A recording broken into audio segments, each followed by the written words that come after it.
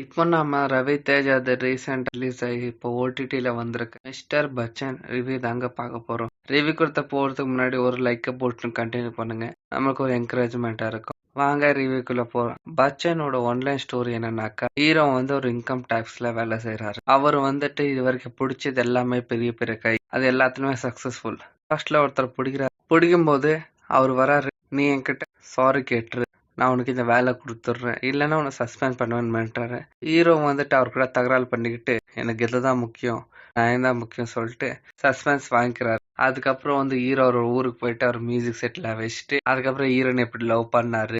இதுக்கப்புறம் திருப்பி ஹீரோக்கு வேலை கிடைச்சிச்சுன்னா இந்த வாட்டி யார் வீட்டுக்கு ரைடு விட்டா. இதுதாங்க ஓவராலா பச்சனோட ஒன்லைன் ஸ்டோரி.